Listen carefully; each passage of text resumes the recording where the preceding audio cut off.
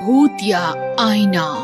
बहुत समय पहले कॉलेज की दो लड़कियां मेनका और सुनैना एक नए शहर में पढ़ने के लिए आईं। उन्होंने कॉलेज के पास ही एक मकान ले लिया और अपने सामान के साथ वहाँ शिफ्ट हो गयी। आखिर हम अपने नए घर में आ ही गए। हाँ, लेकिन मैं बहुत थक गई हूँ मेनका। आज तुम खाना बना लो प्लीज, मैं नहा कर आती हूँ।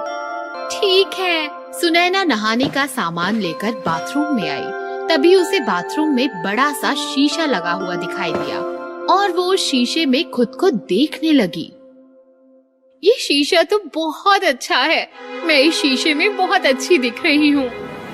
दूसरी तरफ मेनका ने खाना बनाकर तैयार कर लिया था और फिर सुनैना को आवाज लगाई, सुनैना आ जाओ, खाना रेडी है। लेकिन बहुत आवाज लगाने पर भी सुनैना नहीं आई। मेनका उसे ढूंढती हुई बाथरूम तक आ गई। सुनैना, अब नहा लिया हो तो आ भी जाओ। लेकिन जब अंदर से कोई जवाब नहीं आया तो मेनका ने दरवाजे को हाथ लगाया। उसके हाथ लगाते ही दरवाजा खुल गया। मेनका ने देखा तो सुनैना अंदर नहीं थी। वो पूरे घर में सुनैना को ढूंढने लगी, लेकिन उसे सुनैना कहीं नहीं मिली। वो जोर जोर से रोने लगी। सुनैना तुम कहाँ हो? उसकी आवाज सुनकर कुछ पड़ोसी उसके घर आ गए।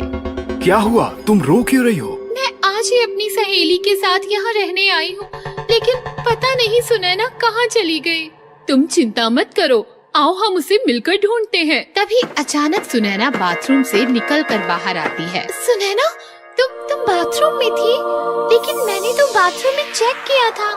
तुमसे कुछ गलती हो गई होगी, मैं तो बाथरूम में ही नहा रही थी। चलो छोड़ो वो सब, आओ खाना खाते हैं। फिर जैसे ही वो खाना खाने लगे, सुनैना खाने पर टूट पड़ी। वो ऐसे खाना खा रही थी जैसे उसने कई सालों से खाना ना खाया हो। सुनैना, ये तुम कैसे खा रही हो? चुप करो, मैं ऐसे ही खाना खाती हूँ। तुम ऐसे क्यों बोल रही हो? मुझे डर लग रहा है।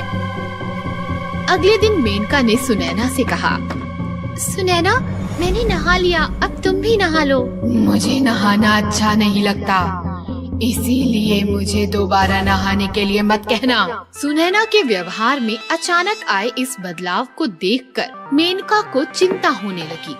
एक दिन मेनका सुनैना के नाम का प्रसाद चढ़ाने के लिए मंदिर गई। उसने पंडित जी से कहा, पंडित जी, पिछले कुछ दिनों से मेरी सहेली सुनैना बहुत बदल गई है। ना वो मुझसे ठीक से बात करती है और ना नहाती है, और खाना तो वो एकदम जानवरों की तरह खाती है। तुम चिंता मत करो बेटी, उसे ये भगवान पे चढ़ाया हुआ प्रसाद खिलाना, वो ठीक हो जाएगा। प्रसाद लेकर मेनका घर आ गई। सुनैना, मैं मंदिर से तुम्हारे लिए प्रसाद लाई हूँ। ये कहकर मेनका ने जैसे ही सुनैना के हाथ में प्रसाद रखा, सुनैना ने प्रसाद को जमीन पर फेंक दिया और वो गुस्से में चिल्लाने लगी, मुझसे दूर करो प्रसाद, प्रसाद नहीं चाहिए, दूर हो जा मुझसे। सुनैना के हाव भाव और डरावनी आवाज सुनकर मेनका समझ गई कि कुछ गड़बड़ है। वो पड़ोसियों के पास गई और उन्हें पूरी बात बताकर उन्हें अपने साथ ले आई। मैं जानती हूँ तुम सुनैना नहीं हो, मेरी सहेली के शरीर को छोड़ दो, नहीं तो हम तुम्हें मार देंगे। ये सुनकर सुनैना डरकर बाथरूम में भाग गई। मेनका और बाकी सभी उसका पीछा करते हुए बाथरूम में आ गए। फिर अचानक सुनैना अपने असली भूतिया रूप में आ गई और हंसते हुए बाथरूम में लगे शीशे के अंदर चली गई। तुम भूतनी हो। तुमने सही कहा, मैं शीशे की दुनिया की भूतनी हूँ। प्लीज, हम तुम्हें कुछ नहीं कहेंगे, बस मुझे ये बता दो कि सुनैना कहाँ है। उसे तो मैंने पहले ही मार दिया था और इतने दिनों से उसकी जगह मैं तुम्हारे साथ रह रही थी।